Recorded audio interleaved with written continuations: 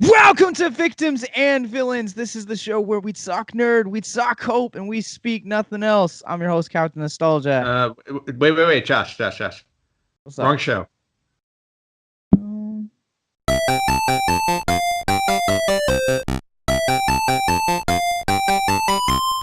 Hello, everybody. I am Anthony, your host of the Retro Gamers, and co-hosting with me this week because Larry is off. I think Larry's dealing with the Los Angeles hangover. Either that or a Los Angeles and Thanksgiving hangover. Apparently, he couldn't handle it out here in Tinseltown. So filling in for him this week. From Victims and Villains, as you heard earlier. Let's give a nice hello to Captain Nostalgia, Josh. what's up? It has been a while since we have It's been a not since we've very long time. talked, but since I've been on the show. Yeah, I think the last episode you were on the 100th episode, if I'm not mistaken, right? Yeah, I'm like ever since the more of the same network. I'm kind of like the kind of like little just looking in like little Timmy from A Christmas Story, just like Just it looks so st- warm in there. staring in the window longingly like a creepy stalker. I get it. It's totally cool. Yeah, But yeah, no. And actually, this is the first time you're joining us, I believe, on video, if I'm not mistaken. it is. And I have also tried to test with video, and people just like to use black screen. And I'm like, I am not going to fight you. So cool. Nope, nope. And I would like to thank you for wearing clothes, which are very important. I know you threatened not to. I did. But then I was like, my wife, I thought my wife's voice got stuck in my head. She was like, when you do videos, wear our clothes. So you can pick this up at etsy.com/shops/victims and villains. It is a spin on the X-Files, and it says hope is out there, and all of the proceeds go towards suicide prevention. Very cool. We'll get more into where everybody can find you a little bit later in the show. But otherwise, just wanted to. Well, first off, like, how are things with you? How's life? What's new and exciting before we jump into our retro game topics today? So, man, life's been good. We're close to winding down to the year. We have pretty much all of our episodes of the year, the rest of the year recorded, minus Aquaman, which we'll be doing with the good guys over at Official Spice of Life, and our resident movie guide, Mr. Dan Rockwood. But man, life has been good. We've been just setting back, and we got like new logo, so like we're pretty much like redoing everything. Dallas Mora from Geek Devotions did a great job on it, and we've just been it's just been one of those seasons where it's kind of like everything's like transitioning. So like I'm trying to like wrap up what I'm currently on and like transitioning into the next phase. All right, sounds good. And how was your Thanksgiving? Thanksgiving was amazing. Thanksgiving it was super low key and intimate, which like every year it's normally like a lot of like family. It's like every time you walk into a room there's like eight more people that ask the same exact question that you've been answering all day, which Hmm. isn't a bad thing, but I mean when you can sit down at a table with 10 other people and then just conversate about how life's been and just how life has been going and what you guys have been working on, stuff like that. Like it's and then everything else on top of it, it's a much more different setting. So it's cool. How was your Thanksgiving? Thanksgiving was actually really, really good. My mom came out to visit. She usually does around the Thanksgiving holiday. So she is actually here right now as I'm recording, which is why I'm in my office and not in my house. So makes it a lot easier that way. But yeah, no, Thanksgiving was really good. Went to a friend's house. My friend does kind of an orphan Thanksgiving. So basically, just a big group of friends. We get together. Everybody makes something. We stuff ourselves and feel gross afterwards. So all in all, it was a very successful Thanksgiving. Yeah. I don't know how many like food puns. Like this is the first year too where we did something similar. My wife and I we went to a friend's house, and like this year was something very different where there was just enough food for the people, so like there wasn't any leftovers, Oh, and wow. I didn't have to do turkey for days, which I like turkey. I'm just not in love with turkey. Yes. Well, I'm a big turkey fan also, but I usually do a hard and fast rule. Well, especially when my mother is visiting, not to bring leftovers home. At my friend's house, there were a ton of leftovers. I don't bring the leftovers home for two reasons. One, I'm going to be eating it for days, and in most cases, I'll wind up bringing home most of the desserts, which is definitely not good for me. Especially when there were 13 desserts on the table this year. Ooh. Um, it was crazy. And the second thing is that when my mother's visiting, we're usually running around all over the place and we're eating out. So there's no point in bringing leftovers home because they don't get eaten. So That's why a fair waste the point. food? Yeah, that's a fair point. And the only leftovers we brought home this year was pie. So Mm, most of it has been my breakfast over the past couple of days with a cup of coffee and very yeah. nice. Now moving past Thanksgiving, I actually was going to be the first topic I wanted to discuss with you today, which was Black Friday. Now, do you go shopping on Black Friday? So I go shopping on Thanksgiving. Oh, you're one of those. Uh but let me explain. My wife Sure. I have like a we go to one store, that's it. And we go in with a list. We are in and we are out. We spend about 90% of the time in the line. So Okay. And what is your store of choice? Target. Ah, Target. Okay. Did you hit up any really good like what would be like your highlight item from Black Friday? Probably this. I haven't opened it yet. So Target, I've it's been on my list for a while, but when I go every year, I normally will just keep a list of like movies that I want or like Hmm. TV shows. But Target had the exclusive, and it's this Stranger Things Ah, season one, which is a Blu-ray DVD combo pack, but it's meant to look like a VHS. but the It's all giant VHS, right? It's yeah, like and that large VHS box. it's all like tattered and torn. My wife was like, "Why does it look like that?" I was like, "It's supposed to look like the '80s." And you get a giant Demi Gorgon poster in it as well. So Nice. I'm super excited to like get into this. This is my favorite thing I picked up this year. Very cool. Very cool. And did you stop in the did you stop anywhere near the video game section? I don't have any modern day systems, man. I'm waiting for that I know. N64 classic.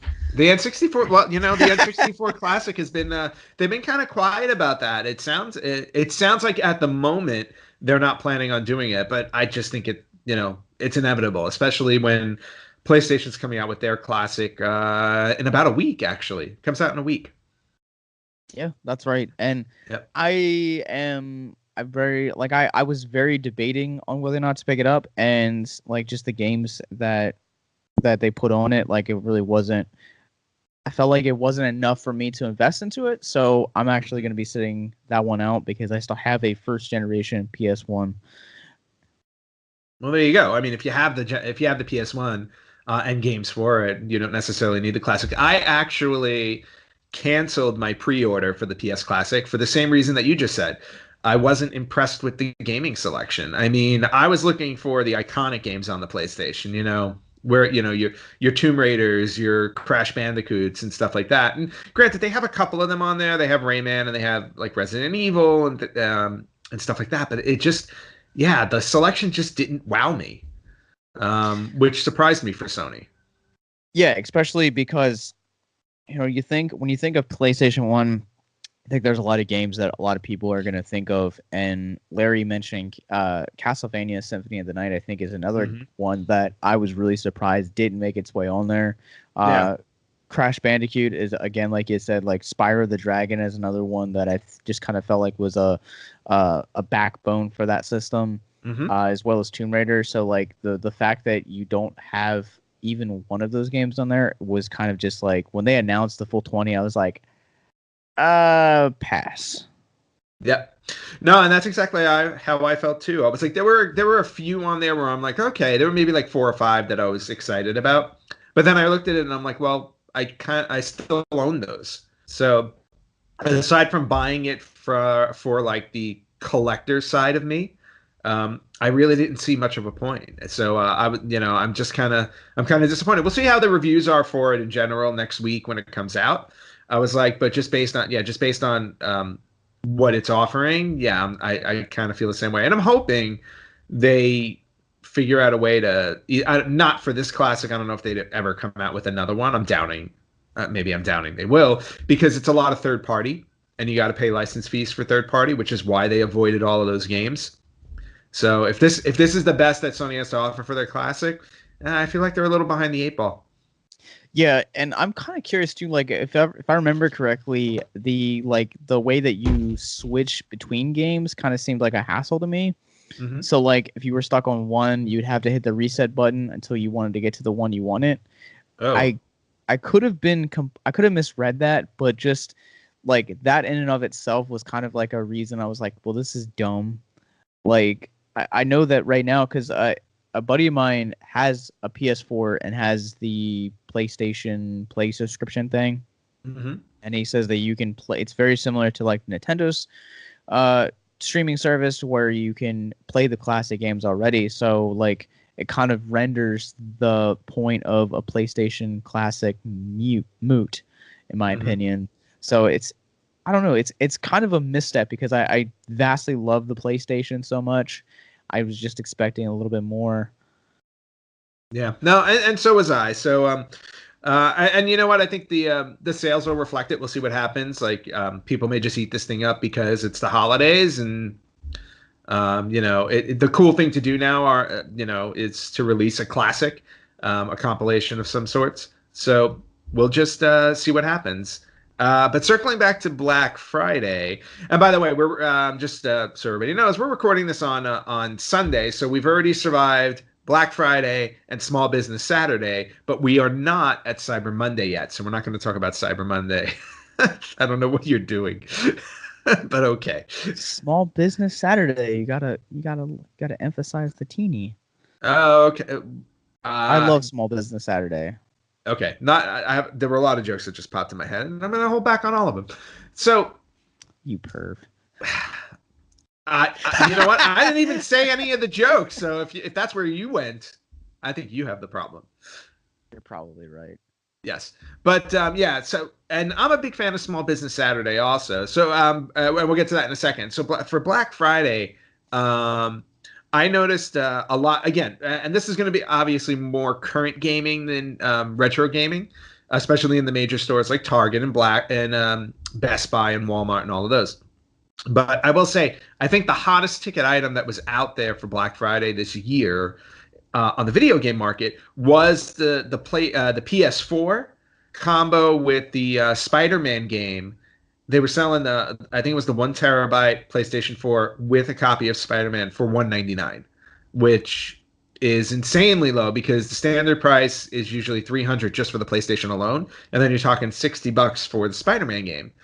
So you got both of those for $200. So you're saving $160. And everybody had it. GameStop had it, Best Buy, Target. And for some of them, they even started selling it as early as Sunday, the Sunday before Black Friday. So, and I think that was the one that sold out the most. The second one, I think, which was a big item also, was the Nintendo Switch, which was still on the market for $299, but it came with a game free, and I think it was depending on which one you got. Mario Kart 8 seemed to be the most common one. So that was, I think that was the hot one for Nintendo. I wasn't too sure about what Xbox was doing though. I mean, they had a 199 deal also, but I feel like there was less fanfare around it as opposed to Sony and Nintendo. So I'm not really sure what happened there. Well, I think that one of the most talked about games of this year has been Spider-Man PS4.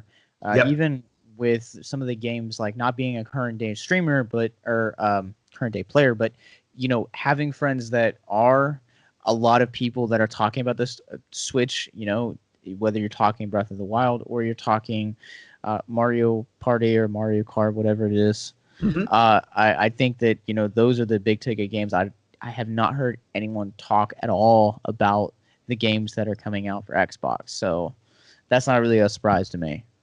Yeah, yeah, because I mean, Microsoft and Sony have been like the two major, the two major consoles that have been butting heads for a while. Nintendo always seems to exist in a world of its own. They're like, like we know who we are, we know what we're making, and that's it. We like they don't tend to care necessarily about the competition, whereas Sony and Microsoft seem to always be duking it out. Yeah, and I have to say, like, for somebody who I chose 360 over the PS3 when those two came out. And I still don't own a PS3. PS3 is one of the very few consoles I do not own and have never owned. But then when Xbox One came out, I wasn't as impressed with it when I bought it and wound up getting a PS4. And I got to say, I've been a lot happier with my PS4.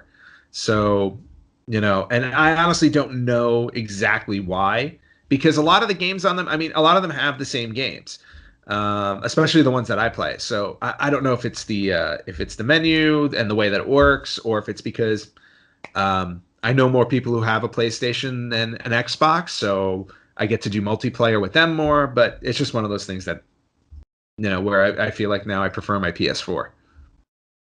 Yeah, and to me, like if I'm going to invest into money, I think that the PS4 is probably a better investment over an Xbox, just because again, a lot of the same reasons. Like to me, Sony's always had the better catalogs for one. For Mm-hmm. two, a lot of my friends have that and swear by that. So if I'm going to invest a couple $100 into a PS4, it's going to be PlayStation, hands Mm-hmm. down. Yeah, no, and I tend to agree with that, especially after after all the Black Friday sales, and I have to say there were a ton of games that were on sale also, and again, not as much with Nintendo. Definitely a lot for Sony and Microsoft. The sales were definitely out there. You're talking about some decent like 20, 30, 40% off depending on which games you got. And some of them were even newer games. Like I saw a good sale for Soul Calibur 6, WWE 2K19, NHL 19. All the sports games were basically, I think, like 30 or $35. And most of them had just come out like maybe a month or two ago. So that was really good. I wound up not. I wound up not picking up any games this year because I know. Yes, I know. Well, no current games. I know it's shocking. Normally, what happens to me on Black Friday is I order 10 to 12 games that I missed out on because they're like usually $10, 10 or $20. So I'm like, that's how I catch up with my collection. But this year, considering the fact that I haven't played the ones that I bought last year, I decided to hold back a little bit. So I wound up not buying anything new.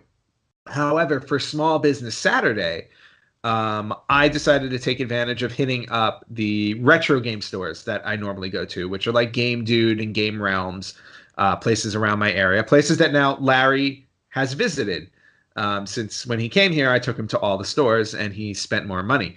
Um, Yes. especially with our contest rapidly approaching its end in December. I'm feeling really good that that Virtual Boy is getting destroyed. So anyway, but on Small Business Saturday, I hit up my retro shops, and they were actually doing decent sales as well. So they had, and again, the retro game shops I go to, they have current games also, and they were doing sales on their current games like 10, 20, 30%. In some cases, they were 70% off new Wow. games on specific new games. There was Game Realms, which is a place close to me. They had a case. They just had a separate case of games that were 50% or more off. And we were talking brand new Xbox One, PlayStation 4, so that was really cool. And then, but of course, I went shopping for retro, and they were doing 25% off all retro games, which was which is pretty decent when you think about it. So I wound up picking up I only wound up picking up 3 titles for myself. The rest were like the rest that I bought were gifts. But I picked up WCW NWO Thunder for Nice. PlayStation, which I wasn't a big fan of, but after we had Larry and I were discussing last week how I'm starting to collect all wrestling games just across all platforms because big wrestling fan growing up, always owned all the wrestling games anyway, and I thought it would be kind of cool to see the progression of how wrestling games have evolved since they first came out back in the 80s. Nice. So, yep. So picked up WCW NWO Thunder, and then for Game Boy Color, now that I have my Retro Freak, which plays 16 different systems, I picked up a couple of Game Boy Color games that I've never played, and I'm very excited to play them because I'm a huge Legend of Zelda fan, as you know. The shirt gives it away. The stuff behind me gives it away. But I picked up Legend of Zelda, Oracle of Ages, and Oracle of Seasons for Game Boy Color, which was kind of like a two-parter, basically. So I've always wanted to play those. So I'm very excited to get my hands on those. But that's really all I did in terms of retro game shopping. So it was pretty much at it was minimum. Wow. Okay. Yeah, Yep. I totally forgot that you had a retro freak. So like when you said Game Boy Color, I was like, oh, he's breaking his no I'm breaking handheld rule. I'm breaking my no handheld. Well, I have to say the Nintendo Switch is kind of breaking me out of my no handheld rule because when you take it out of the dock and you play it, obviously it's handheld. The screen is bigger, obviously, than a Game Boy Color or a Game Boy Advance or any of those. But I travel a lot, so I need that handheld system with me. That screen is massive though. Yes. I didn't believe how big a Switch was until I held one for myself, and I was like, this is like cradling a small child. Yeah, pretty much. It's about like I'd say it's like a small tablet size. Um, Hmm. and with somebody like me who's like I said, who's mobile because of my job, getting used to a handheld, even if it's a bigger screen, but getting used to the fact that I have a handheld, um, has definitely been has been awesome for me, especially when I'm sitting on flights for 12 hours or more. Um, but now that I'm getting used to that, and because of my Retro Freak that hooks up to my TV, so I can play all of these games on a 55-inch screen television that obviously they were not made to play on. I get to go back now and buy Game Boy games and Game Gear games and all of that stuff and see what I've been missing for the past almost 30 years. See, I always had, and like I need to buy a new charger for my SP because I always had like the Game Boy games with me. That was just a constant, whether it was vacation or it was school. Like there was I wore the crap out of my Game Boy Advance, and I need to get a new charger for it because I desperately miss playing it. Okay, is it just a charger issue? Well, all right. So like my charger, I lost my charger for a couple years, and I found it a couple months ago, Hmm. and I was like, "Ooh, $10 I can save," and I plugged it in, and it acknowledges the charge, and then it just does not charge. Okay. So I'm just thinking it just needs to actually get a new charger for it, and they still make chargers like that, so Yeah, I'm gonna or you get one. just I was just gonna say, or just hit up a local retro shop by you. I'm sure they have original Game Boy Advance chargers that you can grab. I never thought about that. Yeah. Because one of the things that I always find is that when you get those third party chargers, I think you run a risk sometimes of them working and not working. I'm in the process right now of trying to figure out for my Sega CD if the issue with it is the actual console or the AC adapter that I have, because I've tried two different third party AC adapters. Neither of them are working for it, but they're not made specifically for a Sega CD. Mm. So I'm actually going to go, and the retro stores by me, neither of them have an original Sega CD AC adapter. So I'm actually going to go on eBay, try and track one down, and then see if my Sega CD is actually broken or if it just needed the original AC adapter. Because sometimes that's all it needs. That's true. I So was I was so thankful last year when I bought my Genesis that I didn't have any issues like that. yeah. And have you been playing your Genesis at all? I've played it like twice since our Hope's Hope Station Marathon back in August, Okay. so I just have not made the time for it. Hmm. No, trust me, I understand that. I've got 20 systems and time for none of them. But anyway, so yeah, so small. Just getting back to Small Business Saturday. Small Business Saturday, I thought was at least moderately successful for me only because I was very limited into where I went. Black Friday shopping for me is always crazy. I usually go out in the morning and spend 3 or 4 hours shopping, which I did. I left my mom in J.C. Penney, and I went to all the stores I needed to do my Christmas shopping. So it was a little game light this year.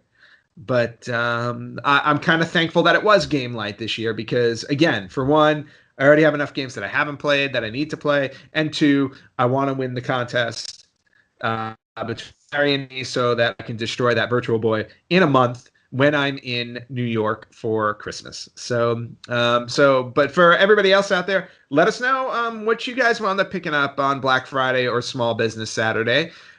We'd love to hear it. And who got the best deal out there? Were you happy with the deals you got or the games that you got? Let us know. All right, Josh. It is time for this week's wacky retro game. Now we have a wacky retro game for a little while, so I'm kind of happy I got to dig one up just for you. So I hope you enjoy this one. Go for it. All right. So this week's wacky retro game was created for the Nintendo Entertainment System back in 1990, and it was a game called Zombie Nation. Okay. Now, have you ever heard of this game before? I have not, so lay it on me. Okay. I will lay it on you. So, the basic plot of Zombie Nation is that the year is 1999 and an alien meteor named Darkseid crashes in Nevada. Okay, rapidly turning everybody who lives in Nevada into zombies. So it's up to you to save the world from this zombie invasion. And the way that you do it as your character is you are a disembodied ghost head of a samurai named Namakubi. So you're not a person, you are a disembodied ghost head of a samurai. So let alone the fact that an alien thing crashes to Earth and makes a bunch of zombies. You just happen to be a zombie samurai head not a zombie, yeah, a ghost samurai head that's going to stop this from happening. Okay, so what you do is you float through different American cities. Oh, by the way, you're also a ghost samurai head that lives in America. So figure that out. Your job is to float through different American cities and you destroy buildings with eyeballs and vomit while catching hostages falling from the wreckage. So basically, you're destroying the buildings and then saving the people that are falling from the buildings. And you're doing this with the power of your eyeballs and vomit. You are so talking me into this game. I'm not gonna lie. Sounds good. Yeah. So it's a very weird. It's basically Larry would like this game because it's kind of a side-scrolling shooter. And one of the highlights of the game is when you get to attack and take out an animated version of the Statue of Liberty. Because who doesn't want to fight the Statue of Liberty in a video game, right? Yes. Yes. I need this game now. You need this game. So it was developed for the Famicom. It was ported to the US. And just I mean, I don't even know what else to say about this unless if you are in the mood to play a ghost head of a samurai, Zombie Nation is the one for you, and that is this week's wacky retro game.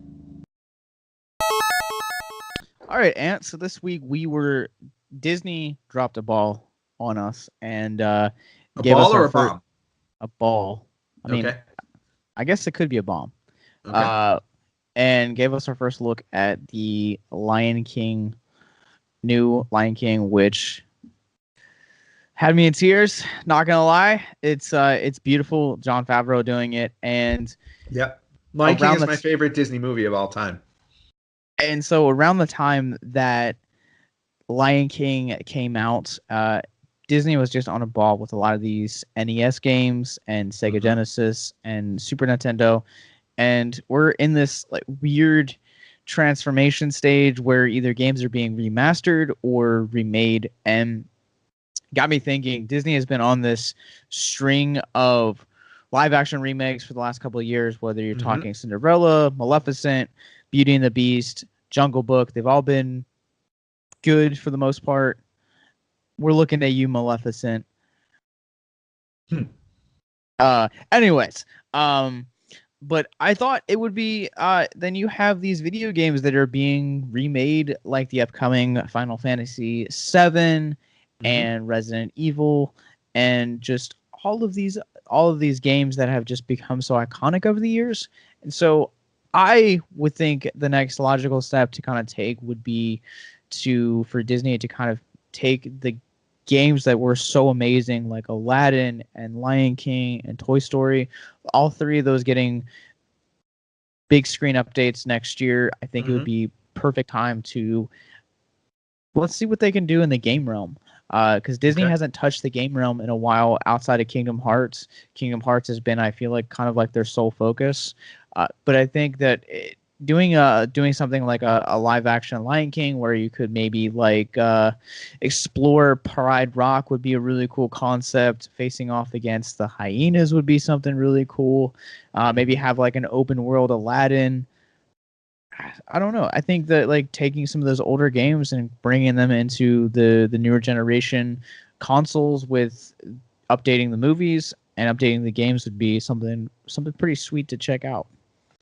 Well, and you bring up a really good point because one of the topic that I did want to talk about, obviously, are retro games being remade because it seems to be happening more and more often. It's interesting that the video game world is kind of catching up with the film world because, as we know, films are getting remade all the time now. We're talking, just recycling ideas from the 60s, 70s, 80s, just literally remaking the same film with a new cast. With video games now we're getting that too, like you said. Final Fantasy's doing it, Resident Evil's doing it, God of War and Shadow of the Colossus, they just did it. So it's just becoming a common thing to just and Devil May Cry is also they've done it several times as well. There are so many games that have been remade over the course of time. um, and I guess the question I have to you is like when you bring up the Disney ones, because like Lion King, love the game on the Super Nintendo. Aladdin, fantastic on the Genesis and the Super Nintendo. When you're talking about remaking these, do you want them remade as they were? Or do you want them, like, in other words, like same style gameplay? Because, like, the games that have been remade, like God of War, Shadow of the Colossus, and soon to be Final Fantasy VII, the gameplay is still the same. It's just that they're remaking it for current consoles, so updating graphics and stuff like that. Do you want to see those games remade as they were, just updated, or do you actually want to see more of a newer game based off the way the original game played? So, like you said, more open world Agrabah for Aladdin as opposed to just updating the side scrolling 16-bit game. I think it would be like, all right, so like my point from my argument first would be look at Beauty and the Beast, and then you look at Beauty and the Beast, the live action with Dan Stevens that came out last year, Mm-hmm. and they're almost identical in their voice, but the live action explored a little bit more of the backstory and kind of fleshed out a little bit more of like Gaston and Belle and the Beast, just a little bit that the animated movie didn't really offer. So I think it would be like they'll probably do the same with Aladdin next year. They'll probably do the same with The Lion King, where Mm-hmm. you'll some things will take a little bit longer in the live action that didn't necessarily take as long in the cartoon, because with cartoons generally around that time you have like 80 to 90 minutes is usually the goal for like the window for how you want to tell a story, whereas these live action ones they're getting to be 110 minutes to 130 minutes. Mm-hmm. So they're a lot more bigger in scope and you're telling a lot more story, a lot more broader. So I think to have a video game that would reflect that, it would be you would have to have something that would be reminiscent of the original, but kind of also not only updating it as terms of graphics, but also updating it as far as like story. So you are getting that open world. It seems like a lot of these newer generation consoles, you're getting more open worlds to kind of explore. And I think that uh, just having something like, say, The Lion King, where it was like you're saying, like it was that side-scrolling adventure. I think that it would be very awesome to kind of get something like Spider-Man PS4, where you get to explore so much of the Marvel Mm-hmm. universe. I think it'd be really cool to take young Simba and get to explore Pride Rock, kind of in the vein of I Just Want to Be King. So like I think that it needs a little bit of both, where you are kind of taking a little bit from column A of what made the video games so great and replayable back in the day, but Mm-hmm. also at the same time bringing it into newer generations, to where you're not just updating the graphics, but you're updating what makes the game replayable. So open world, new bosses, stuff along those lines. Okay. Yeah, no, and I like that idea too, like, because especially with games like a game like The Lion King, I wouldn't mind running around Pride Rock. I wouldn't mind running around Agrabah and Aladdin and stuff like that. Um, I just don't know at what point does it venture away from being an actual remake and just becoming a new game, you know what I mean? So it's kind of like, it's a good example would be DuckTales. When DuckTales came out, along with like Chippendales Rescue Rangers and stuff like that on digital download on the Xbox, it was basically just the original games. They just remastered them and updated the graphics and whatnot. So I guess it's almost like it's like a two-part conversation in a way. It's like, do you want to take what worked originally and then update it, or do you just want to remake it for nostalgic purposes? Well, I think too, Disney has, or like any games really, you have so many of these systems, whether like you're talking, like we were talking about earlier, whether you're talking, Nintendo Classic, or the Super Nintendo Classic, or the NES, or the PlayStation Classic, or all of these like 9 billion other classics, or like Mm-hmm. commemorative versions that are coming out. Like you have so much of those already. And when you're talking about gaming as a whole, like what makes those old games so iconic and so replayable is the story that you're telling and the gameplay that you're uh, giving the audience.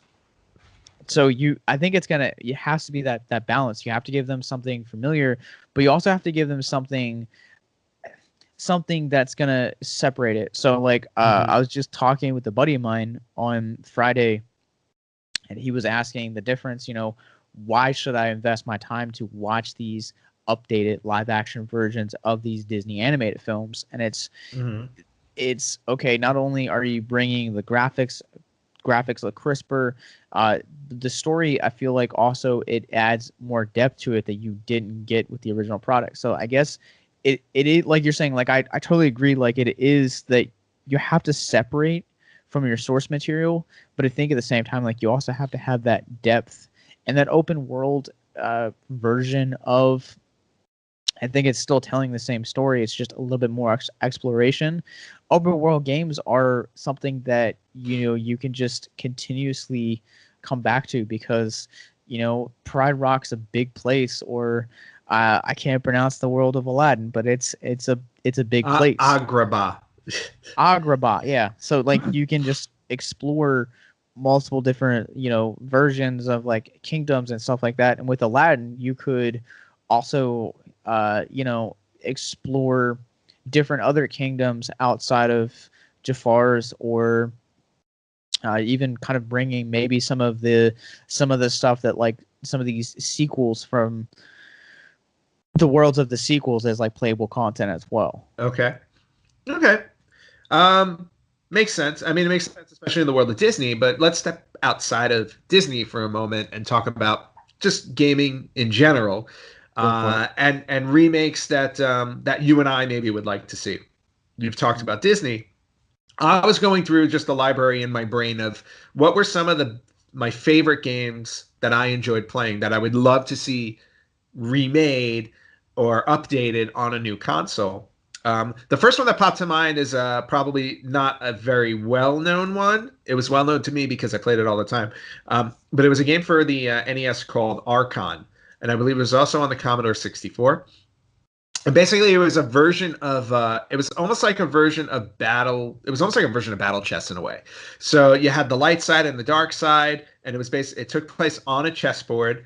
The pieces did not move like chess. Everybody had a certain number of spaces they could move. But then what would happen was the object was to take over specific tiles on the board. There were five tiles that had like I want to say five. There were a number of tiles that had like these power grids in a way, and you had to take over those spaces and then ultimately eliminate everybody on the other side. The way you did that was when you landed on a space that somebody else was on, it would switch to a battle screen. And then your character would fight their character, and depending on who the character was, some of them had a different advantage. So in other words, like if you were fighting as a golem, you would have to get close and punch the person because your whole idea was that you were powerful, but you had to hit them. Whereas other characters like a wizard would be able to run around the screen and shoot at you. So depending on and then everybody had different speeds and stuff like that. There was one guy I want to say there was one guy who could teleport, which was That's awesome. interesting. Yeah, so sometimes the battles were unfair, sometimes they were fair, uh, depending on how you were able to play it. But it was just a really fun concept for a game. And I get it. It's more strategy, more game, like board game esque based in a way. But I would love to see something like that on a current gen system because I think you can definitely play around with it a lot more. Where you start with that basic chess type look.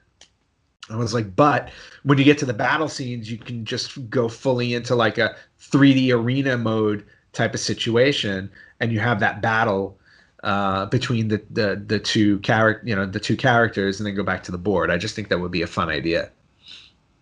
Left choice. I like it. Because I remember you guys talking about it a couple episodes ago with the Teflon or something along those lines. With the Some what?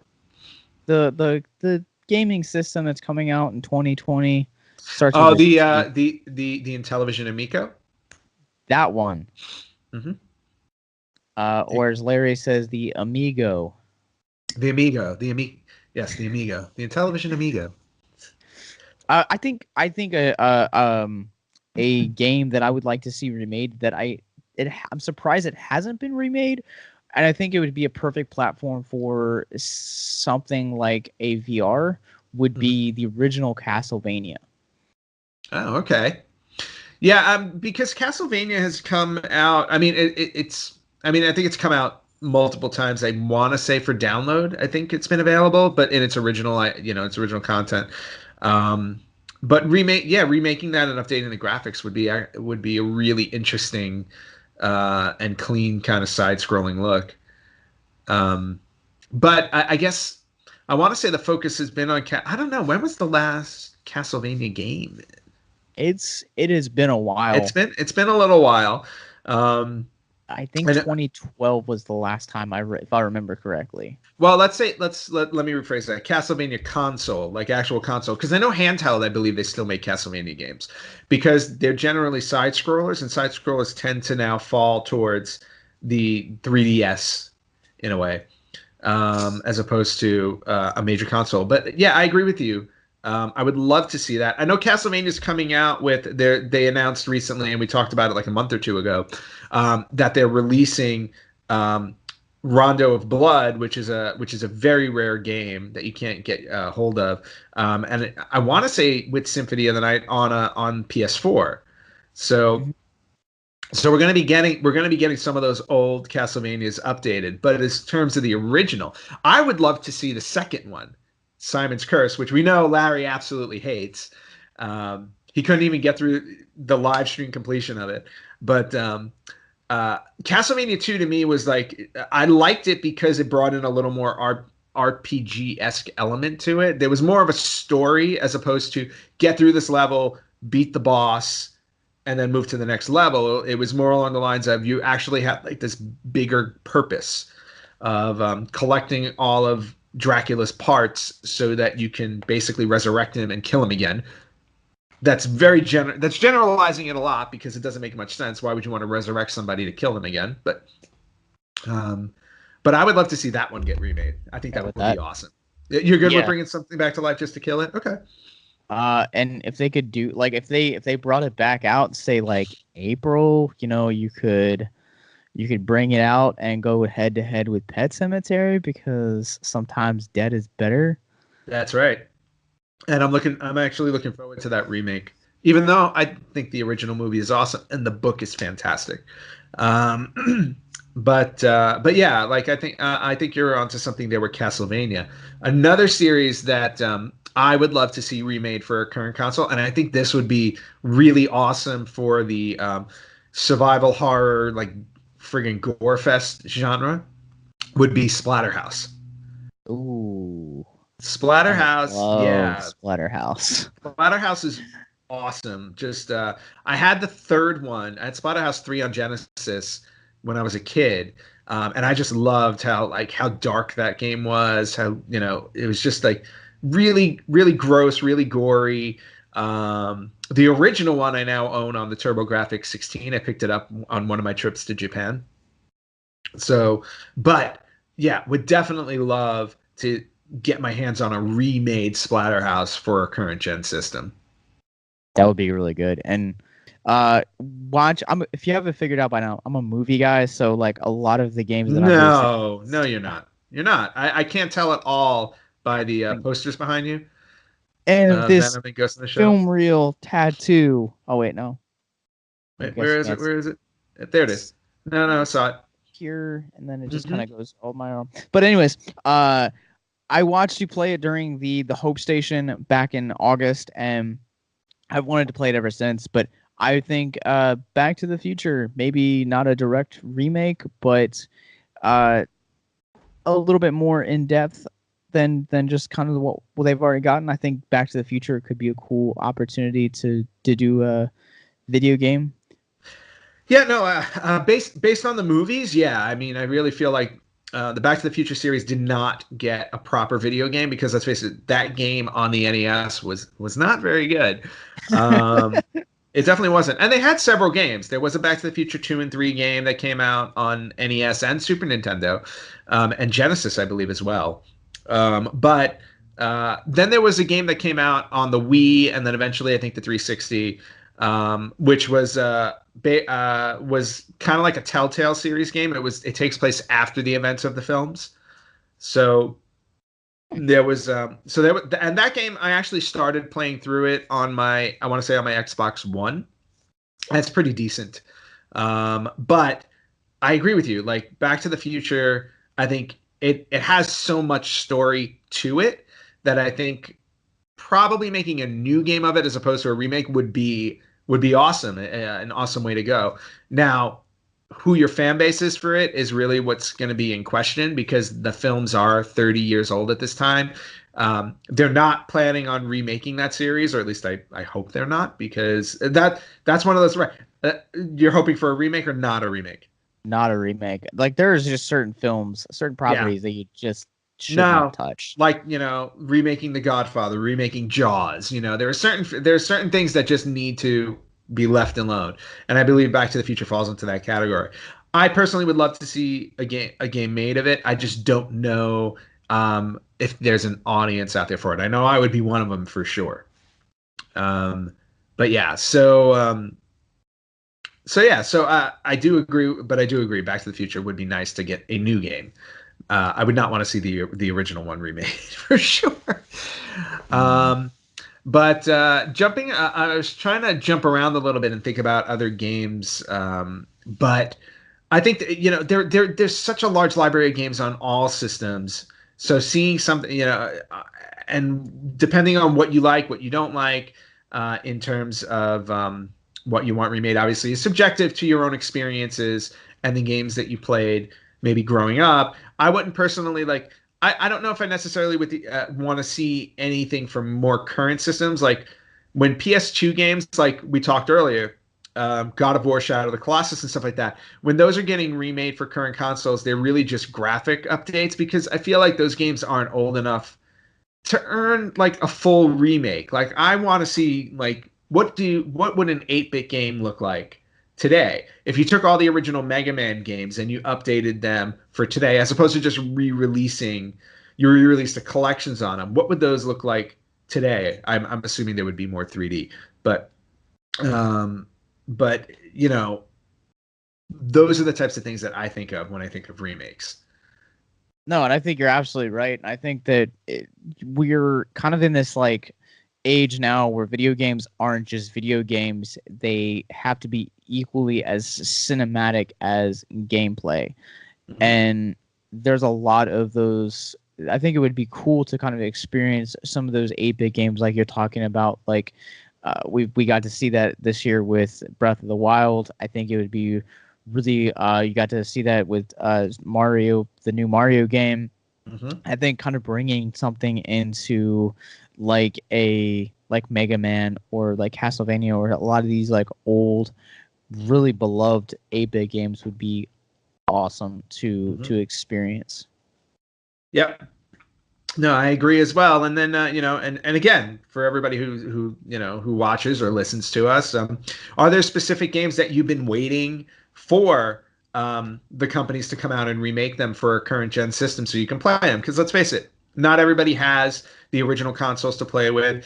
I know there are emulator sites out there, but we know that those are getting cracked down on. So the only way that you're going to be able to play these games soon are going to be if they get remade or available for digital download. So, let us know. Sound off. What are the games that you guys want to see remade for your PS4, for your Xbox One, or for your Nintendo Switch? We would love to hear from you guys and and see if how your list compares to ours. Okay, it's another week and another batch of retro birthdays. Josh, I don't know if you enjoy these segments as much as I do, but I love pointing out how old certain games are because it just points out how old I am. I don't know how you feel about that, but I know how I'm feeling about it. So this week's retro birthdays, we've got a bit of a handful, and a couple of them I'm pointing out more for fun than anything else. And I like to go backwards in these just to get older and older. So we're going to start in 1999, and I wanted to point this game out specifically because Josh, I know you're a Castlevania fan, and I also know that you did live stream the original Castlevania, well, not the original, but the Castlevania that was on N64 many moons ago. Remember? Your Don't struggle, yeah, your struggle to get through just don't that first skeleton. remind No, no, no. I need to yeah. remind you. Don't Yes, remind me. Yeah, that was actually I got to actually take that experience and talk about it on our show for our worst video game experience back in nice. August. And that and Superman 64 were like Oh two of the boy, worst games ever. yeah. So, ugh. Castlevania did not translate very well to the N64, and there were two games that came out on the N64 for Castlevania, and we are celebrating the 19th birthday of one of them. So happy 19th birthday to Castlevania: Legacy of Darkness on the N64. Um, Moving on from there, we have in 1995. So we're talking about the 23rd birthday for Donkey Kong Country 2, Diddy Kong's Quest on the Super Nintendo. Did you ever play any of the Donkey Kong Country series? Absolutely Yeah, love those series. those were really great side-scrolling games that looked like they belonged on the N64 as opposed to the Super Nintendo. It really pushed the graphics on the Super Nintendo to show what 16-bit could actually do. And I was always impressed with that. And the Donkey Kong Country series, there were three of them on the Super Nintendo. All great games. Highly recommend them. Also celebrating its 23rd birthday today. And I'm really sorry you're not here for this one, Larry, but Josh and I will do our best to act excited. But celebrating its 23rd birthday today is Wario Land for the Virtual Boy. Whoa. Hashtag Phoebe sucks. Thank you. I don't think I could have put it any better than that. So we're just going to leave it right there. Moving on to 1985, we're jumping a whole decade and going to the 33rd birthday of a game that I know Larry can't stand. Also, but I am a big fan of this game, and it was released on the NES in Japan 33 years ago. Happy birthday to Burger Time! I want to play this game so bad. You've Uh, never played Burger Time? I've never played it, and I only know it because Bob's Burgers did a simulated like version of it, Okay. and I googled it, and I was like looking through it, and I was like, I need to play this game.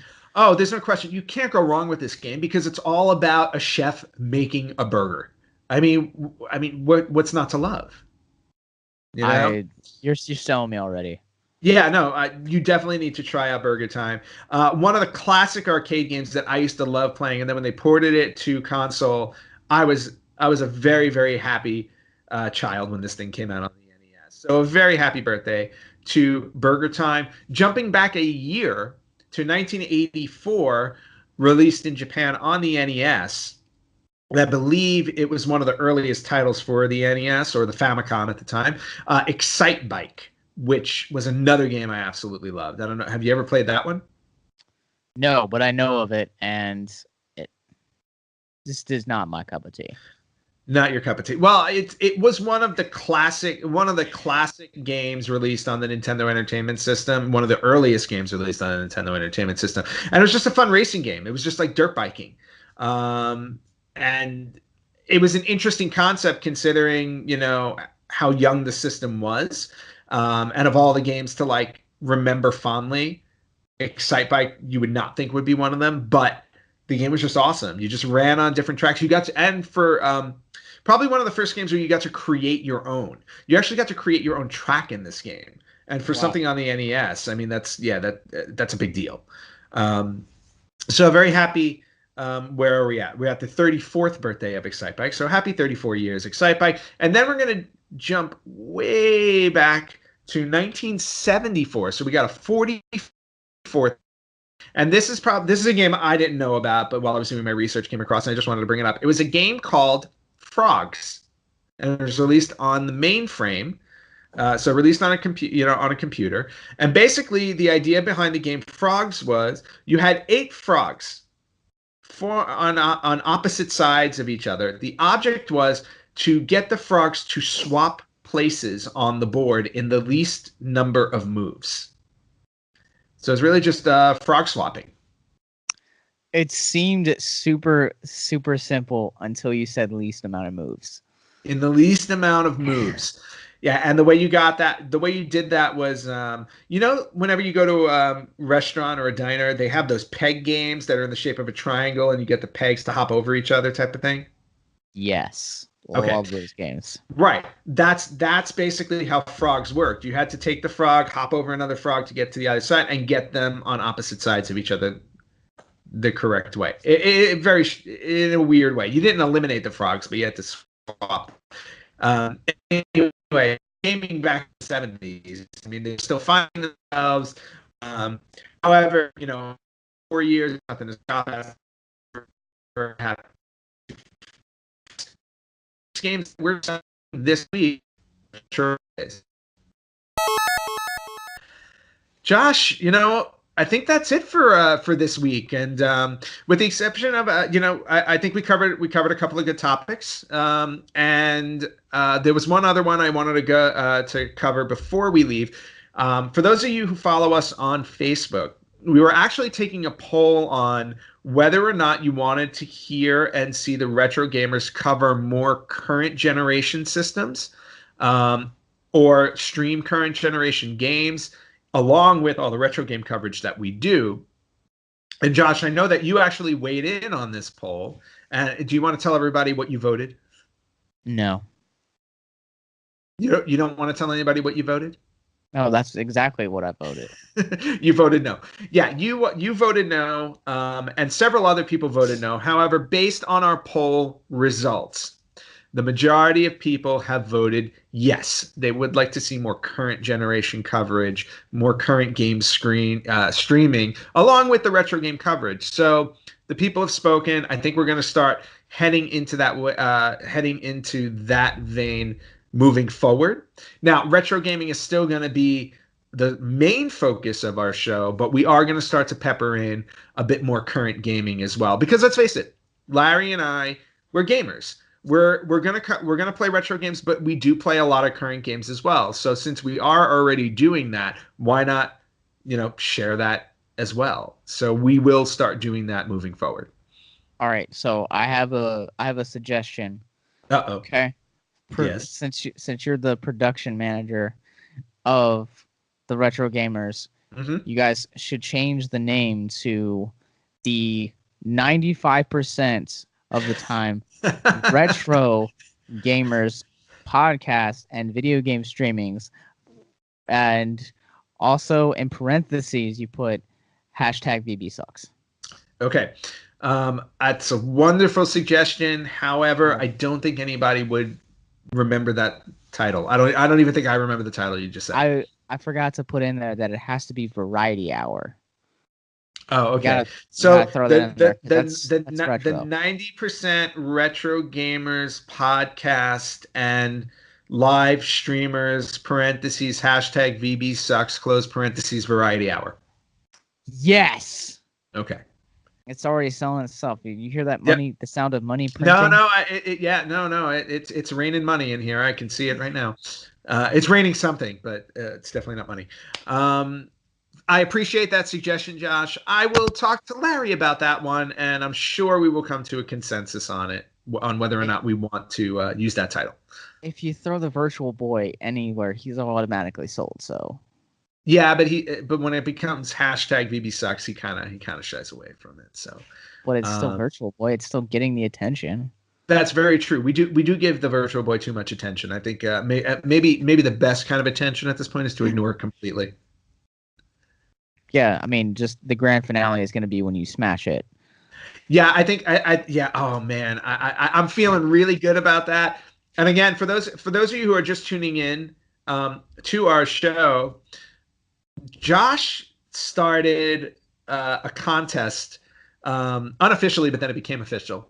But Josh had suggested a contest at the end of last year or very early this year. I think it was very early this year in January, on whoever spent the least amount of money purchasing retro games this year.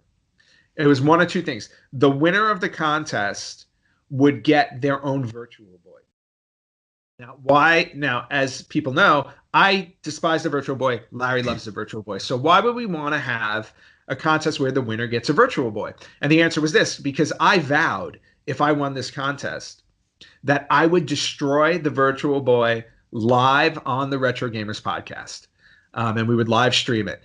And at this moment, or at the halfway point of the year, Larry had spent, I believe, triple the amount that I have spent on retro games. So, as of our 100th episode, I was well in the lead to winning this contest. Now, I've definitely been spending some more, so we don't know what the final tally is going to be.